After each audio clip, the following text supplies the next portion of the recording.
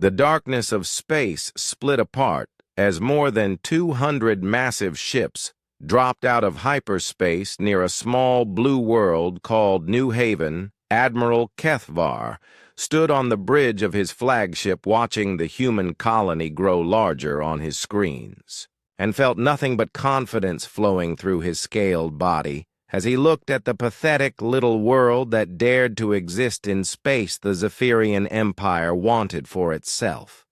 His flagship alone was 3 times larger than the biggest human vessel his scouts had ever seen, and behind him stretched an armada that had conquered 47 different species across 12 star systems in the past century.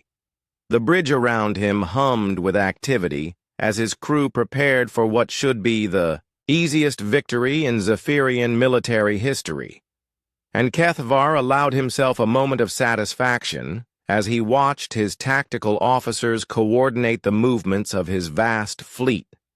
Commander Veltar approached from the sensor station with data tablets, clutched in his clawed hands, and the younger officer's face showed traces of confusion that made Kethvar's confidence waver slightly. "Admiral, the human colony appears to have only basic defenses," Veltar said as he handed over the sensor readings. "A few orbital platforms and maybe 50,000 civilians living on the surface with no major military installations." Kethvar studied the data and nodded slowly while his tactical mind processed the information about this insignificant human outpost that had somehow attracted the attention of the Empire's high command. Then why did command send our entire battle group for such a simple operation? Veltar continued, and his voice carried the same question that had been bothering Kethvar since they received their orders 3 weeks ago. The Admiral's yellow eyes narrowed as he considered the question that had no good answer, because sending over 200 warships to capture one small colony was like using a plasma cannon to kill a single insect. "Command believes humans may be more dangerous than they appear," Kethvar replied, though he didn't sound convinced by his own words. "Our intelligence reports suggest they use primitive kinetic weapons and have only recently developed faster-than-light travel." Veltar's expression showed doubt as he looked at the sensor data again and pointed to the readings that showed human technology levels far below Zephyrian standards. The Zephyrian Empire had built its reputation on overwhelming force and advanced energy weapons that could slice through the hulls of enemy ships like hot plasma through ice. Every species they had encountered used similar energy-based technology and shields that could deflect most attacks for a limited time. Before failing under sustained bombardment, humans seemed to rely on crude metal projectiles fired from chemical propulsion systems that looked ancient compared to Zephyrian plasma cannons and particle beam arrays. "Sir, long-range sensors are detecting a single human vessel at the edge of the system," reported Lieutenant Zektar from the navigation console. Kethvar moved to the main display where a small blip showed the location of what appeared to be a lone human ship patrolling near the system's outer asteroid belt. The vessel registered as barely 1/10 the size of his flagship and showed energy signatures consistent with the primitive technology levels in their intelligence files. "One ship," Kethvar said with amusement coloring his voice. "They sent one ship to face our entire armada." The bridge crew shared his laughter as they contemplated the absurdity of a single human vessel attempting to protect an entire star system from the might of the Zephyrian Empire. "Shall we destroy it immediately, Admiral?" asked Veltar as he prepared to relay targeting orders to the fleet's gunners. Kethvar considered the question while studying the tactical display that showed his massive fleet arranged in a tight formation designed for maximum intimidation. The humans would see their ships filling the sky like a swarm of metal death approaching their helpless world, and surely understand the futility of resistance. No, he decided. Let them see what they face first, and perhaps they will surrender without forcing us to waste ammunition on their pathetic defenses. The Zephyrian military doctrine emphasized psychological warfare as much as actual combat, because most species would surrender when faced with overwhelming odds. Fear was often more effective than firepower, and the sight of 200 warships should be enough to break the spirit of any reasonable enemy. "Admiral, we're receiving a transmission from the human vessel," reported the communications officer Kethvars. Curiosity was piqued because most species either attacked immediately or surrendered when faced with such overwhelming force. "Put it through," he ordered. The main screen flickered and displayed the interior of what appeared to be a human bridge, where several creatures in blue uniforms worked at various control stations. The human in the center seat looked directly at the camera with eyes that showed neither fear nor aggression, but something that Kethvar couldn't quite identify. "This is Captain Jake Morrison of the USS Dakota," the human said in a calm voice. "We welcome you to the New Haven system and hope we can establish peaceful relations." Kethvar studied the human's face and was surprised by the lack of panic he expected to see when confronted by such a massive fleet. The bridge around this Morrison appeared orderly and professional, with crew members calmly performing their duties despite facing impossible odds. "Interesting," Veltar whispered. "They don't seem afraid." The Admiral nodded slowly as he processed this unexpected development, because every other species had either fled immediately or begun broadcasting desperate surrender messages. These humans were actually trying to open diplomatic communications, as if they believed they had some chance of negotiating with the Zephyrian Empire. "Perhaps they don't understand what they're facing," Kethvar mused as he gestured for his communications officer to open a channel. The time for games was over, and these humans needed to understand exactly who they were dealing with before this situation escalated beyond what command considered acceptable. Kethvar straightened his uniform and activated the transmission array that would carry his words to every human vessel and installation in the system. His voice carried the authority of 40 years of military service and countless victories over species that had tried to resist Zephyrian expansion. "Human vessel, this is Admiral Kethvar of the Zephyrian Empire," he began. "You and your colony are now within territory claimed by our empire and must surrender immediately." He paused to let his words sink in, while studying the human captain's reaction on the screen. Morrison's expression didn't change, and his crew continued working at their stations as if they hadn't just heard a demand for unconditional surrender. "You have 1 hour to evacuate your warship and prepare your colony for Imperial occupation," Kethvar continued. "Resistance will result in the complete destruction of your world and everyone on it." The transmission ended, and silence filled the bridge as everyone waited to see how the humans would respond to this ultimatum. Veltar moved closer to his admiral and spoke quietly, so the rest of the bridge crew couldn't hear his concerns. "Sir, something about this feels wrong," he said. "No species has ever responded to our demands with such calmness." Kethvar nodded because he was thinking the same thing but couldn't identify what was bothering him about the human reaction. Perhaps they were simply too primitive to understand the danger they faced, or maybe their single ship contained some kind of weapon that gave them false confidence. Either way, the hour would pass quickly, and then they would learn whether humans were brave or simply foolish.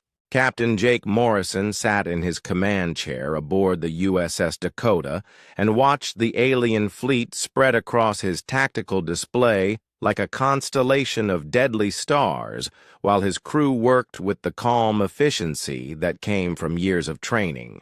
For exactly this kind of situation, Lieutenant Amy Carter turned from her communication station with a slight frown, creasing her young face as she processed the alien admiral's ultimatum through the ship's translation systems. Sir, their language. Patterns suggest a highly militarized culture with no experience in actual diplomatic negotiation, she reported, while adjusting the universal translator to better handle the complex alien syntax. Morrison nodded slowly as he studied the massive fleet that had appeared in his system like a nightmare, made real with enough firepower to turn New Haven into glowing dust. Within minutes, his ship was alone against impossible odds, but Jake Morrison had faced overwhelming enemies before, and learned that sometimes the best defense was refusing to be intimidated by superior numbers. Amy sent a response using standard first contact protocols, he ordered. Tell them we're prepared to discuss territorial boundaries and mutual cooperation, but we won't abandon our colony. The communications officer's fingers danced across her control panel as she composed a carefully worded message designed to buy time while conveying humanity's position without triggering immediate hostilities. Commander. Ben Hayes looked up from his tactical station, where red warning lights blinked urgently as the ship's computers analyzed the threatening alien formation. Captain, I'm reading over 200 enemy vessels with energy signatures consistent with plasma-based weapon systems, he reported. Their shields appear to be standard deflector technology, but they're maintaining a tight formation that suggests they've never faced an opponent capable of exploiting such clustering. Morrison absorbed this information while considering his limited options, because the Dakota was just one ship against an armada that could overwhelm them through sheer numbers. Alone, Chief Engineer Lisa Brooks emerged from the maintenance shaft behind the engineering console with grease stains on her uniform and a satisfied expression on her weathered face. Captain, all systems are running at peak efficiency, including our special packages, she said with emphasis on the last two words that made Morrison smile grimly. The Dakota carried several experimental weapon systems that remained classified even within the human fleet because Earth's military leaders believed in keeping their most advanced technology secret until absolutely necessary. Lieutenant Danny Walsh plotted escape routes on his navigation display while simultaneously calculating intercept courses that would give the Dakota maximum tactical advantage if diplomacy failed. Sir, I can have us to the hyperspace limit in 12 minutes, if we need to evacuate, he reported. But the colony ships would need at least 6 hours to load 50,000 civilians. Morrison shook his head because abandoning New Haven was never an option, regardless of what threats these aliens made against his people. The colony represented 5 years of human effort to establish a foothold in this sector of space, and contained families who had traveled halfway across the galaxy to build new lives. Open a channel to New Haven Command. Morrison ordered. The main screen split to show Colonel Roy Campbell sitting in the Orbital Defense Platform's command center, where technicians monitored the approaching alien fleet. With growing concern, Campbell was a veteran of the Martian border wars and had commanded New Haven's defenses since the colony's establishment, but nothing in his experience had prepared him for facing such overwhelming odds. "Jake, what's our situation?" Campbell asked, though his expression suggested he already knew the answer wouldn't be encouraging. Morrison kept his voice calm and professional as he delivered the bad news to his old friend who had served with him during humanity's first expansion into deep space.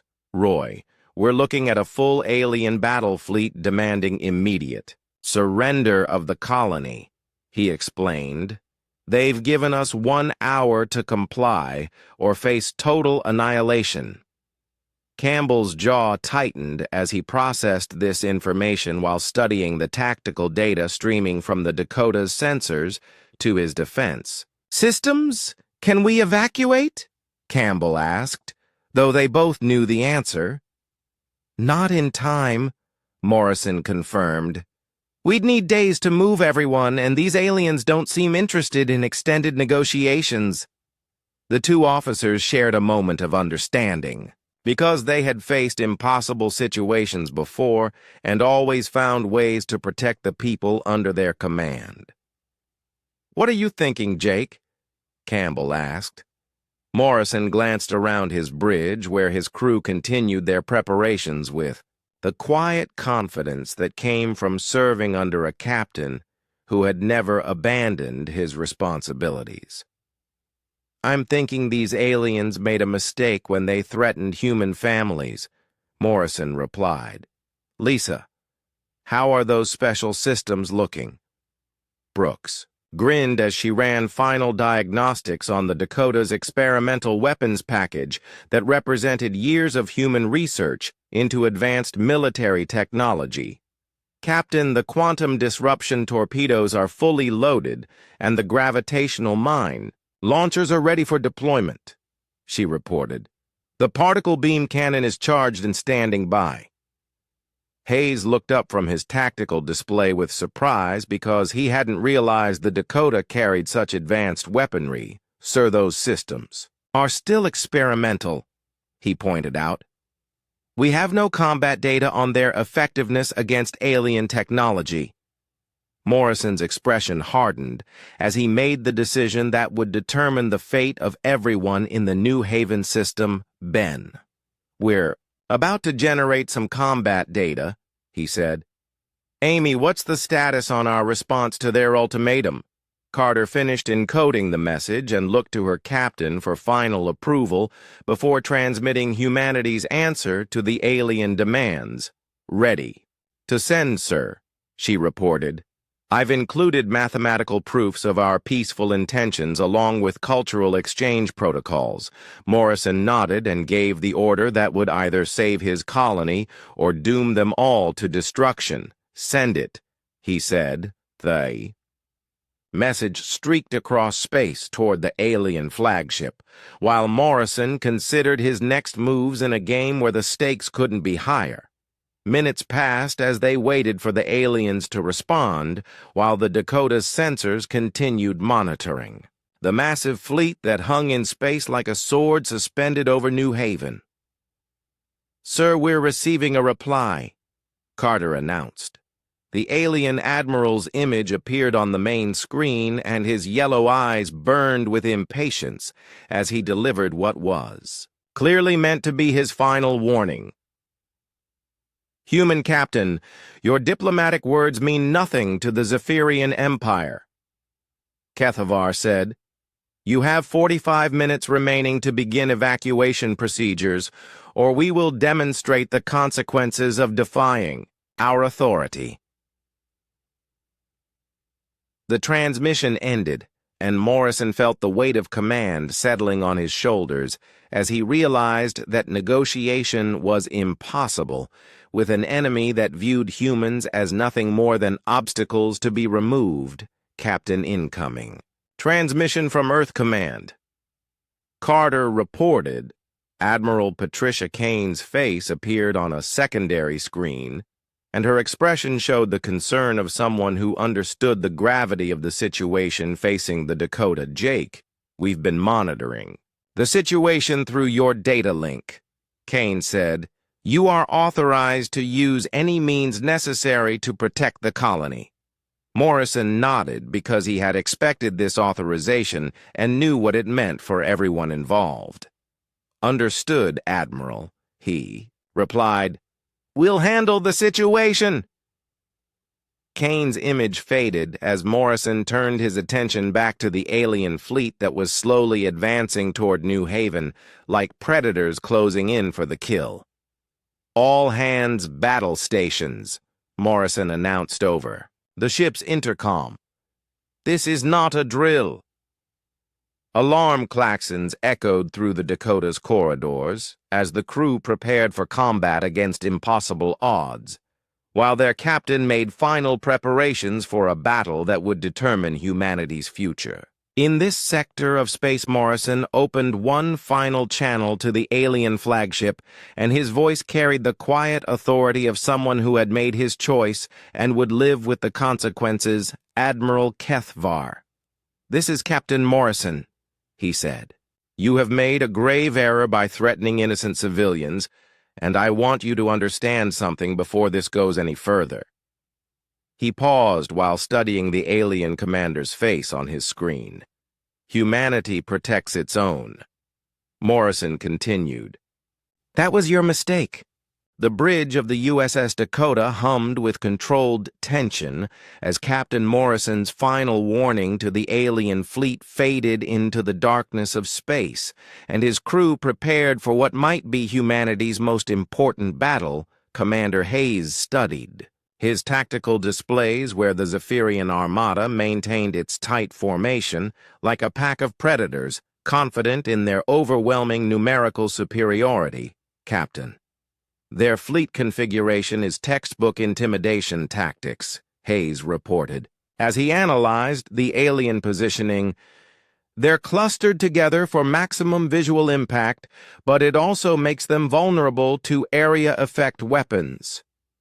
Morrison nodded as he processed this tactical assessment because his years of experience had taught him to look for weaknesses in seemingly impossible situations.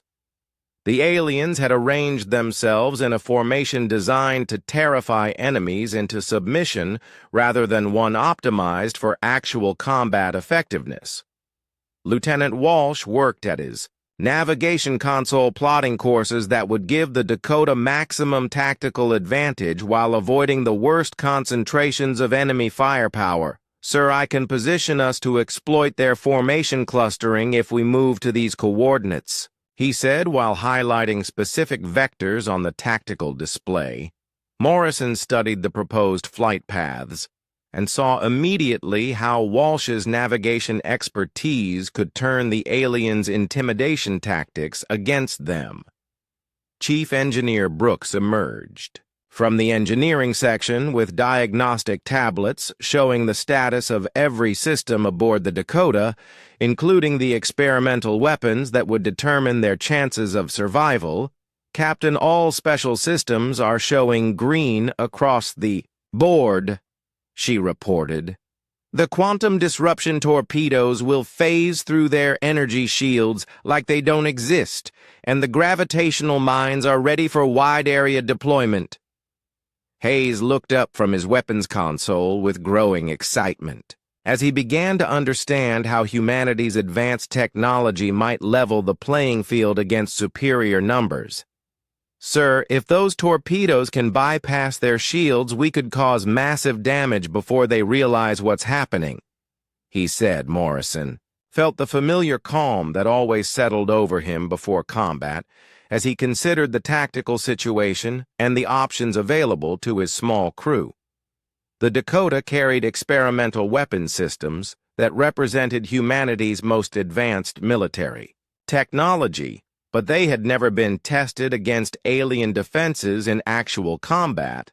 "Lisa, what's the maximum effective range on our special packages?"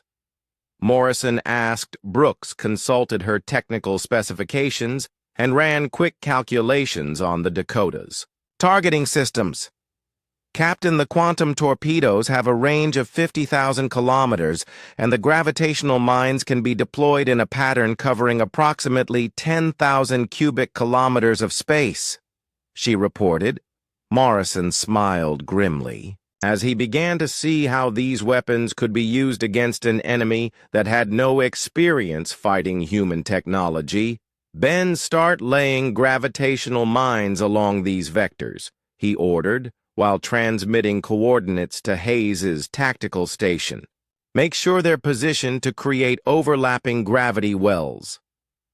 Hayes acknowledged the order and began programming the mine deployment sequence that would create invisible traps throughout the space surrounding the alien fleet. Lieutenant Carter, monitored communications from the Zephyrian flagship, where Admiral Kethavar was undoubtedly growing impatient with humanity's refusal to surrender. "Captain, the aliens are beginning to move toward New Haven," she reported. "Their lead elements will be in weapons range of the colony in 20 minutes. Morrison felt his resolve harden because these aliens had made their choice and now would face the consequences of threatening innocent human families. "Danny, take us to these coordinates," he ordered while transmitting a flight path that would position the Dakota for maximum tactical advantage. The ship's engines hummed to life as Walsh executed the navigation orders that would put them exactly where Morrison needed to be when the fighting started. "Sir, we're receiving a transmission from Colonel Campbell," Carter announced.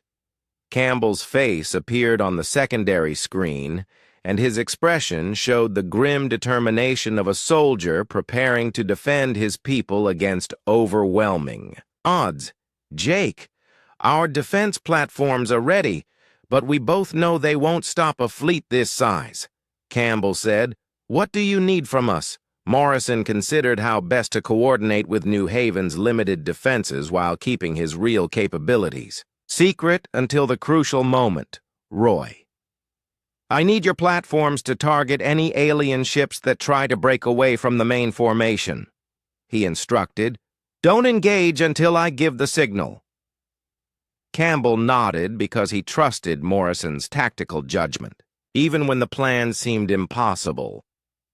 "Understood, Jake," he replied. "We'll be ready."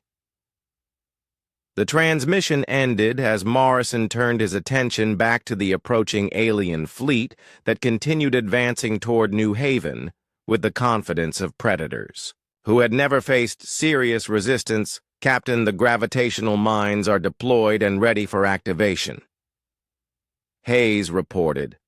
Morrison studied the tactical display where invisible markers showed the positions of dozens of mines that would create artificial gravity wells capable of crushing alien ships. "Excellent," he said.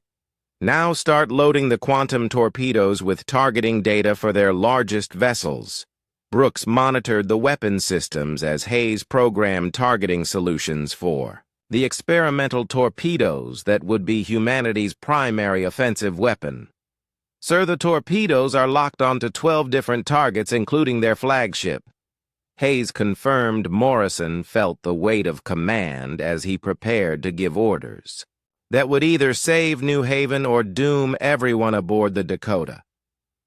The next few minutes would determine whether humanity's advanced technology could overcome the Zephyrian Empire's numerical superiority.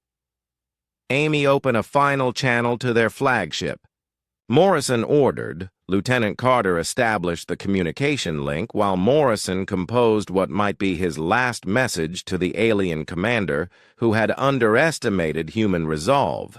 Admiral Kethavar's image appeared on the main screen, and his yellow eyes showed impatience mixed with contempt for the small human vessel that continued to defy his overwhelming force. "Human Captain, your time has expired," Kethavar announced.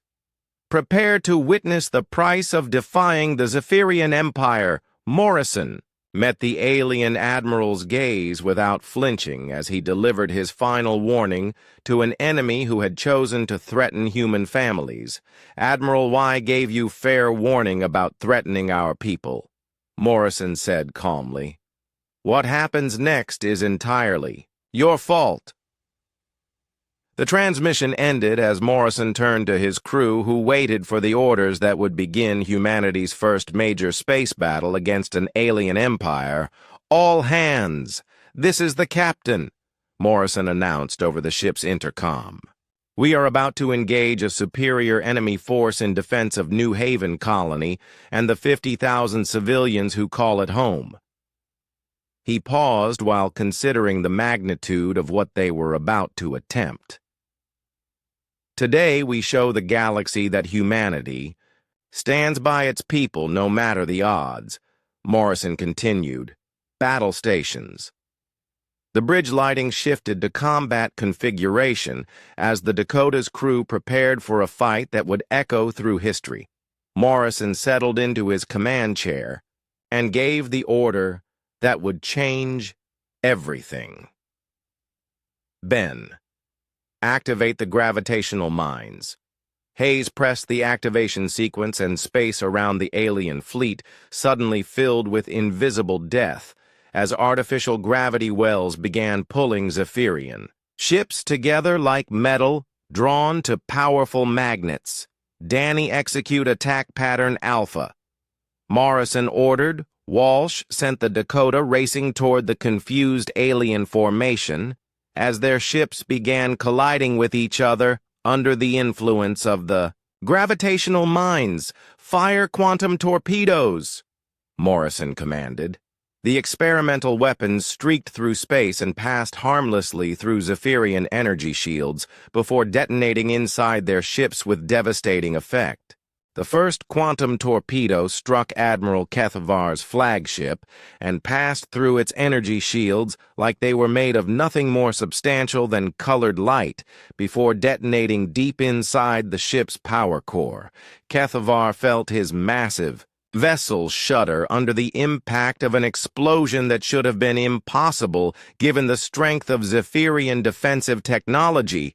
Report, he roared, as his bridge crew struggled to understand how a primitive human weapon had penetrated there.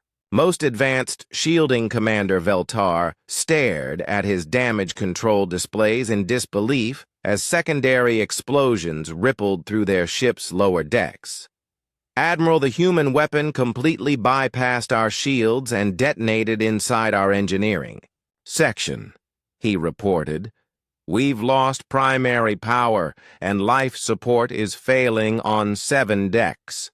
Around them, the space battle that should have been a simple demonstration of Zephyrian superiority had transformed into a nightmare of destruction that defied everything they understood about warfare. The gravitational mines Captain Morrison had deployed began pulling clusters of Zephyrian ships together with irresistible force that crushed their hulls like empty metal containers. Sir, we're detecting massive gravitational anomalies throughout the fleet, reported the sensor officer as his instruments registered readings that seemed impossible. Kethavar watched in horror as his carefully arranged formation collapsed into chaos while invisible. Forces dragged his ships together in groups that made perfect targets for human weapons. 3 more quantum torpedoes struck different vessels in his fleet, and each one penetrated shields that had never failed against any known weapon technology. The torpedoes detonated inside Zephyrian ships and caused chain reactions that tore apart power systems designed to withstand direct hits from plasma cannons and particle beams.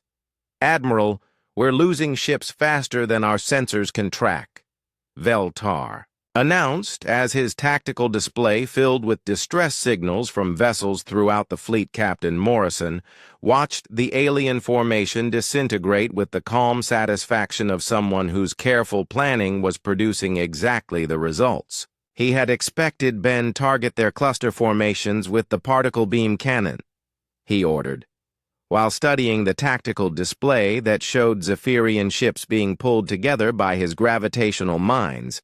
Commander Hayes adjusted the targeting parameters for humanity's most powerful ship-mounted weapon and prepared to demonstrate why human military technology had developed along different lines than other species. Firing particle beam, Hayes announced. The experimental cannon discharged. A concentrated stream of accelerated particles that sliced through the alien formation like a sword cutting through silk 6 Zephyrian vessels simply ceased to exist as the particle beam vaporized everything in its path, including the space debris. From ships destroyed by the quantum torpedoes, direct hits on targets 7 through 12. Hayes reported with professional satisfaction. No debris detected. Morrison nodded as he watched the alien fleet's numerical advantage evaporate under the impact of weapons they had never encountered before. "Danny, bring us about for another attack run," he ordered. Lieutenant Walsh executed a combat maneuver that positioned the Dakota for maximum effectiveness against the remaining alien vessels, while avoiding the worst concentrations of return fire. The Zephyrian ships that had survived the initial attack began attempting to scatter, but their formation had become so tangled by the gravitational mines that many couldn't break free. "Amy, are we receiving any surrender transmissions?" Morrison asked. Lieutenant Carter monitored all communication frequencies while the battle raged around them. "Negative, sir," she reported. "Most of their ships appear to be too damaged for communications." Chief Engineer Brooks worked frantically to maintain power levels as the Dakota's experimental systems drew enormous amounts of energy during continuous combat operations. "Captain, we're running hot, but all systems remain operational," she announced. "The quantum torpedoes are reloading for another salvo." Morrison studied the tactical situation and realized that the alien fleet was essentially finished as an effective fighting force after less than 2 minutes of actual combat.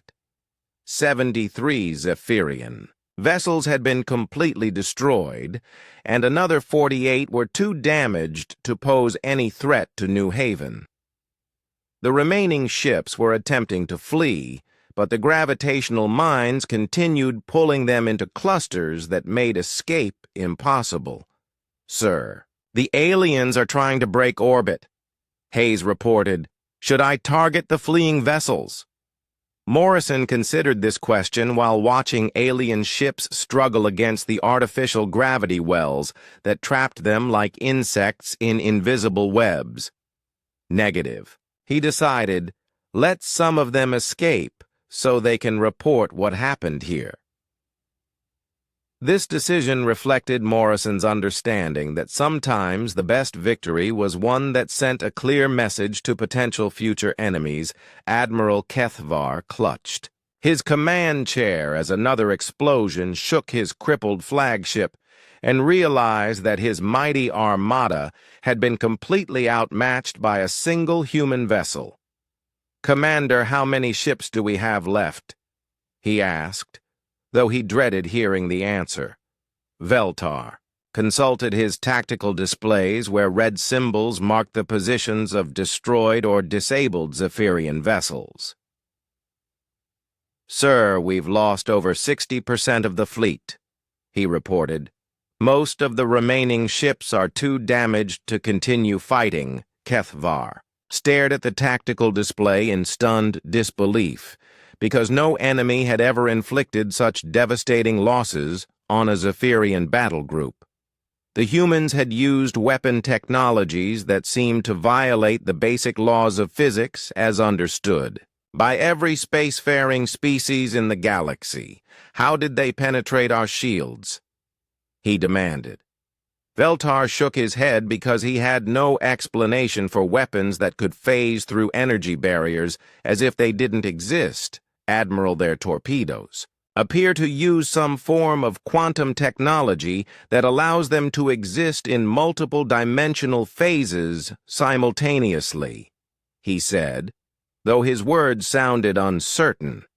Kethvar absorbed this information while contemplating the implications for the Zephyrian Empire's future expansion plans. If humans possessed weapons that could ignore conventional defenses, then every military doctrine developed over centuries of conquest would need to be reconsidered. "Sir, the human vessel is hailing us," reported the communications officer. Kethvar hesitated before accepting the transmission because he wasn't sure he wanted to hear what the human captain had to say. Captain Morrison's image appeared on the main screen, and his expression showed neither triumph nor mercy, but rather the cold professionalism of someone who had completed a necessary task. "Admiral, your fleet is finished." Morrison stated simply, You have approximately 30 ships left, and most of those are too damaged to fight, Kethvar wanted to argue, but the tactical displays surrounding him confirmed the accuracy of the human's assessment. I'm going to let you leave with one ship to carry a message back to your empire.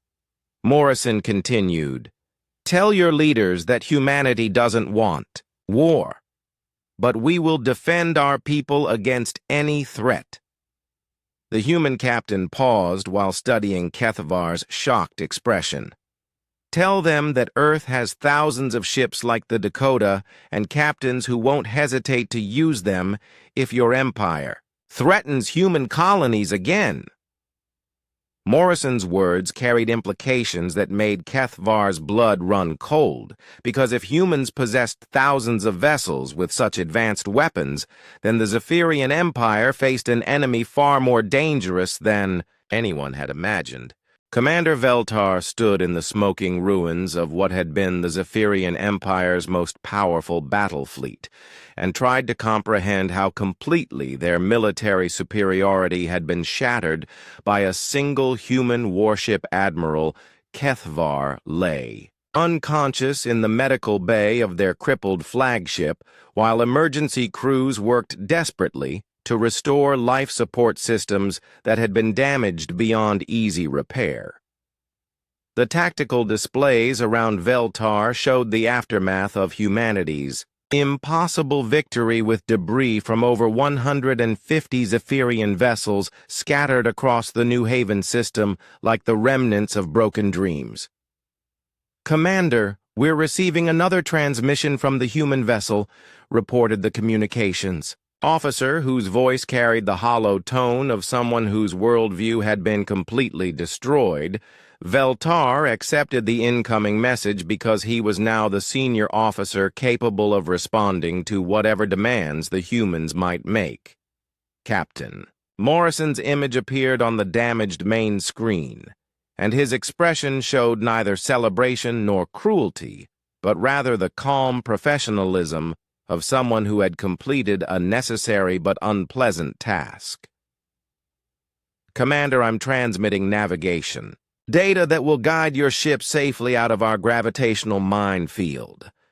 Morrison said, You have 12 hours to collect any survivors from disabled vessels before my people begin salvage operations. Veltar nodded numbly as he processed this unexpected mercy from an enemy who had every right to destroy them completely. Your admiral will survive his injuries. Morrison continued, Make sure he understands the message I want delivered to your empire. The transmission ended as Veltar contemplated the impossible situation facing what remained of their once mighty armada around them, space, filled with the scattered wreckage of Zephyrian vessels, while the small human ship continued its patrol, as if nothing extraordinary had occurred on New Haven's surface. 50,000 colonists emerged from emergency shelters to witness debris from the alien fleet burning harmlessly in their atmosphere like shooting stars. Colonel Campbell stood in his command center watching long-range sensors track the retreating alien survivors and felt amazement at what Captain Morrison had accomplished. Sir, we're receiving a transmission from Earth Command, reported his communications officer. Admiral Kane's face appeared on the main screen, and her expression showed a mixture of relief and disbelief as she processed the battle reports streaming from New Haven. Roy, what's your current status? She asked. Campbell consulted his tactical displays where friendly symbols showed the USS Dakota resuming normal patrol duties while alien wreckage drifted through the outer system. Admiral, the threat has been neutralized, he reported. Captain Morrison's experimental weapons proved extremely effective against alien technology. Kane nodded slowly as she absorbed the implications of humanity's first major victory against an advanced alien empire. Any casualties on our side? She asked. Campbell smiled because the answer reflected just how completely the battle had gone in humanity's favor. None. Reported Admiral, he said, the Dakota suffered minor shield damage and used approximately 30% of her experimental ordnance. Kane's expression showed the satisfaction of someone whose strategic planning had produced results beyond their most optimistic projections. Excellent work, Colonel, she said. Begin detailed analysis of the alien wreckage and transmit all tactical data to Fleet Command for evaluation. The transmission ended as Campbell turned his attention to the massive cleanup operation that would be required to clear New Haven's space of alien debris aboard the USS Dakota. Captain Morrison made his final log entry regarding humanity's first encounter with the Zephyrian Empire. Personal log, Captain Jake Morrison. He began, "Today, the USS Dakota successfully defended New Haven colony against a Zephyrian battle fleet consisting of over 200 vessels." He paused while considering how to describe what had occurred during those crucial minutes of combat. Enemy's tactical doctrine appears to be based on overwhelming numerical superiority supported by conventional energy weapons and defensive systems.